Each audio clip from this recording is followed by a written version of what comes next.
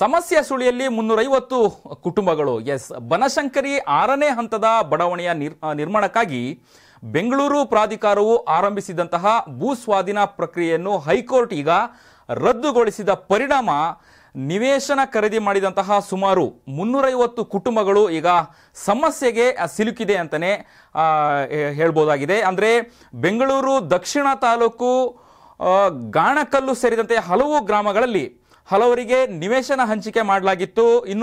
ಇನ್ನು ಕೆಲವರು ಹರಾಜಿನಲ್ಲಿ ಈ ಒಂದು ನಿವೇಶನವನ್ನು ಕೂಡ ಖರೀದಿಯನ್ನ ಮಾಡಿದ್ರು.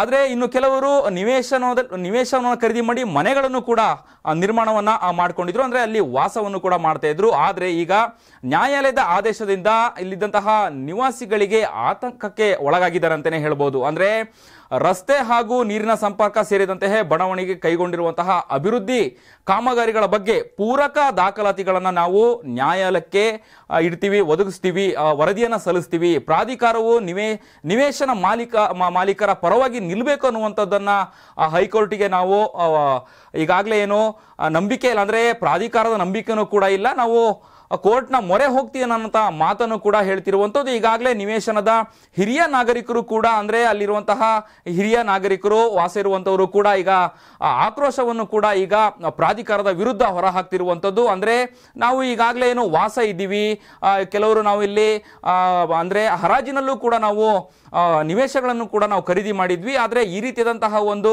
ನಿರ್ಣಯ ತೆಗೆದುಕೊಂಡಿರುವಂಥದ್ದು ನಮಗೆ ಆಘಾತ ಆಗಿದೆ ಅನ್ನುವಂತಹ ಮಾತನ್ನು ಕೂಡ ಹೇಳ್ತಿರುವಂಥದ್ದು. ಅಂದ್ರೆ ಇಲ್ಲಿಯ ಸಮಸ್ಯೆಗಳು ಅಂದ್ರೆ ಇಲ್ಲಿ ನಾವು ಎಷ್ಟು ವರ್ಷಗಳಿಂದ ನಾವು ಇಲ್ಲಿ ವಾಸ ಇದ್ವಿ, ಈ ಎಲ್ಲ ದಾಖಲಾತಿಗಳನ್ನ, ಪೂರಕ ದಾಖಲಾತಿಗಳನ್ನ ನಾವು ಕೋರ್ಟಿಗೆ ನಾವು ಕೊಡ್ತೀವಿ, ವರದಿಯನ್ನ ಸಲ್ಲಿಸ್ತೀವಿ. ನಾವು ಅಂದ್ರೆ ದಾಖಲೆಗಳನ್ನ ಮೂಲಕ ನಾವು ಹೋರಾಟವನ್ನ ಮಾಡ್ತೀವಿ ಅನ್ನುವಂತಹ ಈ ಒಂದು ನಿವೇಶನದ ಹಿರಿಯ ನಾಗರಿಕರು ಕೂಡ ಈಗ ಒತ್ತಾಯ ಮಾಡ್ತಿರುವಂಥದ್ದು. ಒಟ್ಟಾರೆಯಾಗಿ ಈ ಒಂದು ಆದೇಶದಿಂದ, ಅಂದ್ರೆ ಕೋರ್ಟ್ನ ಈ ಒಂದು ಆದೇಶದಿಂದ ಸುಮಾರು BDA ಅಂದ್ರೆ ಬೆಂಗಳೂರು ಅಭಿವೃದ್ಧಿ ಪ್ರಾಧಿಕಾರದ ಸುಮಾರು 350 ಕುಟುಂಬಗಳು ಬೀದಿಗೆ ಬಂದಿದೆ ಅಂತಾನೆ ಹೇಳ್ಬೋದು. ಮುಂದಿನ ದಿನಗಳಲ್ಲಿ ಯಾವ ರೀತಿಯಾಗಿ ಇದನ್ನ ಸಮಸ್ಯೆ ಸರಿಪಡಿಸಿಕೊಳ್ಳುವಂಥದ್ದು, ಅಂದ್ರೆ ಕೋರ್ಟ್ ಯಾವ ರೀತಿಯಾಗಿ ತೀರ್ಮಾನ ತೆಗೆದುಕೊಳ್ಳುತ್ತೆ ಅನ್ನುವಂಥದ್ದನ್ನ ಮುಂದಿನ ದಿನಗಳಲ್ಲಿ ಕಾದು ನೋಡಬೇಕಾಗಿದೆ. ಆದರೆ ಈ ಒಂದು ಬನಶಂಕರಿಯ ಸುಮಾರು 350 ಕುಟುಂಬಗಳು ಈಗ ಬೀದಿಗೆ ಬಂದಿರುವಂಥದ್ದು ನಿಜಕ್ಕೂ ಕೂಡ ಅಲ್ಲಿಯ ನಿವಾಸಿಗಳ ಆಕ್ರೋಶಕ್ಕೆ ಕಾರಣವಾಗಿದೆ ಅಂತಾನೆ ಹೇಳ್ಬೋದು.